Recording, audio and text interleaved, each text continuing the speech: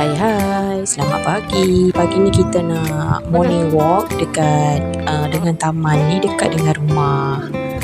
Jadi kita berjalan pagi lah. Kadang orang panggil brisk walk. Jadi kita berjalan-jalan lah untuk sihatkan badan. Berat badan pun makin bertambah. Jadi kenalah jalan-jalan kan. Inilah matahari pun dah naik juga ni. Waktu ni dalam pukul berapa ya? Pukul 8.30 nak pukul 9 macam tu. Matahari dah naik. Jadi ada panas sikit lah. Kadang lepas tu dia mendung sikit. Jadinya kita jalan-jalan aje lah. Dapatlah 2-3 kali pusingan dekat dengan taman ni.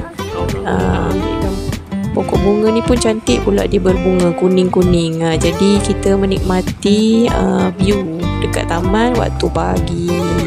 Pagi pun tak pagi sangat lah, tapi tak apalah, tetaplah view dia masih cantik lagi. Ni anak yang bongsu, rajin dia berlari. Anak bongsu dengan kedua bongsu, yang gegel tu yang ikut. Yang lain pagi-pagi ni payah sikit lah nak ikut. Lepas tu kita pergi dekat sebelah, dekat taman ni ada padang majlis daerah.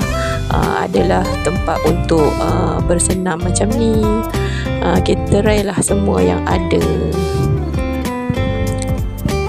Padang majlis daerah ni lagi besar lah daripada padang taman permainan tu.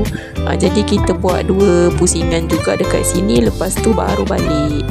Cuaca pun cantik je tengok. Langit pun view dia cantik je.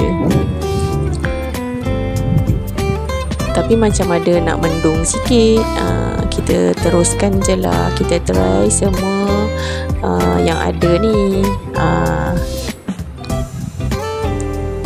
Adik Hazim pun try juga.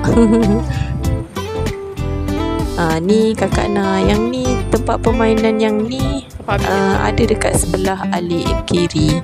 Yang tadi sebelah kanan dekat dengan padang majlis daerah ni lah. Dia ada letak dekat tepi-tepi je, tepi dekat padang. Ni kita round padang ni lah. Tadi padang yang luas ni kita round dalam 2 pusingan. Cukuplah untuk keluarkan peluh dan sihatkan badan. View pun cantik je. Okey lah juga ada anak 2 orang ni tolong teman. Kalau tidak segan juga seorang-seorang. Okey. Matahari pun dah makin naik. Jadi kita pun beransurlah balik. Okey, sekian dulu. Jumpa lagi next time. Bye.